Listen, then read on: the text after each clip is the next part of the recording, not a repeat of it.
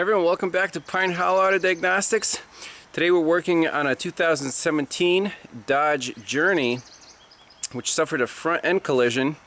It was restored, however, it has some trouble codes, mainly in the ABS system. Let's read the trouble codes. So we have a left front wheel speed sensor circuit current out of range. Okay, so what's the plan of attack?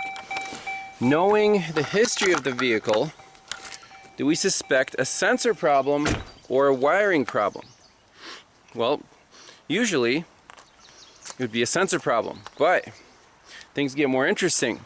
So the quickest way to diagnose an ABS sensor, is it good or is it bad, is to get some jumpers out and jump one side to another. No scopes required. You just need the couple adapters from the AES Wave adapter kit. And that's exactly what I did. These connectors are not easy to get to, but it's easier than actually probing the wires down there. So you can see the right front sensor is now jumped to the left front harness. And the left front sensors jump to the right front harness. It's similar to swapping ignition coils around, seeing if your misfire moves. Well, did the code move to the right front? No, it did not. It's still on the left front. That means there's a wiring problem between the ABS module, which again is buried way down there, and this left front sensor. Okay, now using logic, where was the car hit? It looks like most of the damage is on this right front corner. It's missing the fender liner. You can see the fender is new or repainted. This side looks all clean and original. Okay, taking a close look at the wiring harness. It runs from the ABS module right through here and crosses over on the frame support. Right here we see some chewed up wires. I bet our problem is going to be right here. Now, doing a close visual inspection with a mirror and the pick, I could not see any copper wires, cut or exposed, but considering that this harness was smashed into this metal hard enough to bend it, I would think that the problem is right in this area.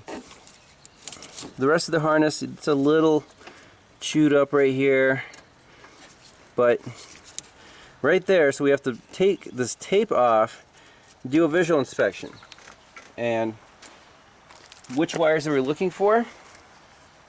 And yes, the hood prop rod is missing. That's why I have a stick there. So let's look up wiring diagram for this thing. And here's the ABS module. Left front ABS wheel speed sensor. We're looking for dark green and tan and dark green and green wire. And the right front is dark green and white and dark green and violet. So keep that in mind. And we could, since we have all the jumper leads connected now, we could put a scope on there and see what a known good looks like versus, the bad side. So we could do that just to, since we're working on the car, might as well grab a known good signal, right? Okay, so now I have the scope connected, 4 channels. We're looking at both the positive and the negative side on each sensor on the harness side. The sensors are disconnected. What do we see? So channel 1 is right front positive, channel 2 is right front negative, channel 3 is left front positive, channel 4 is left front negative. So the problem is already evident. The only channel that is above 0 volts is right front positive. So on the left front positive we should also expect 12 volts, but we don't have it. And that would be, that dark green or dark green wire. don't remember the stripe. They don't tell you. Okay, they do. Left front speed sensor positive, dark green and tan wire. Left front speed sensor negative is dark green and green. So at least one broken wire here. Left front ABS wheel speed sensor. So we're looking for a dark green and tan. Let's open up the harness and see if we can find our prize. Okay, this is taking way longer than I anticipated. However, we just proved that this dark green, left front wheel speed sensor positive wire, at least at the ABS module, right there, I got down there and poked a hole. We have 12 volts. That's the blue channel here, channel 3. However, at these two spots in the harness, well, the ABS harness comes in here, our dark green is right here, and we have 0 volts.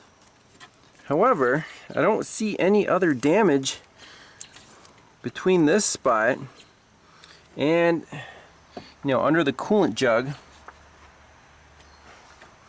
to here. So this is where the time-consuming part is finding the broken wire. It shouldn't be this hard, but apparently it's not in the obvious spot. This part of the harness, there are no damaged wires. It survived pretty well. It was protected. So kudos to Chrysler. Maybe they're making better harnesses now. But where is the broken wire going to this ABS sensor? Might have to take the coolant jug off. Found it. Oh man, that is a crazy spot to have a damage, but it's there. If you zoom in, right there. See the little green poking out?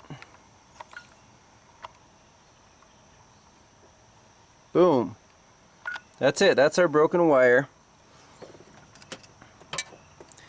I can poke at it with my pick tool.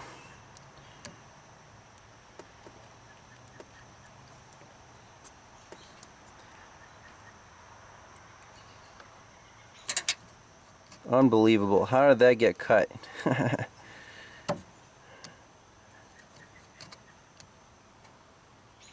There it is.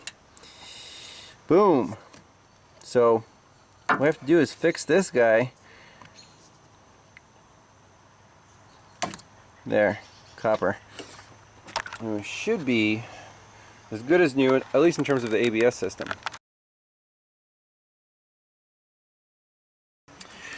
Alright, we got a little jumper installed. I twisted it around so there's no stress on the wires. And let's see if all the warning lights are gone. I guess I can start it up.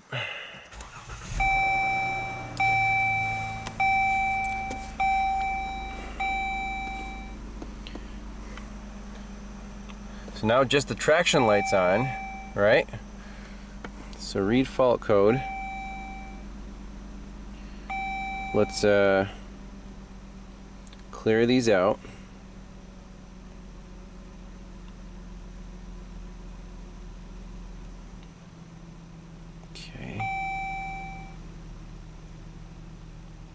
Okay, read fault code again.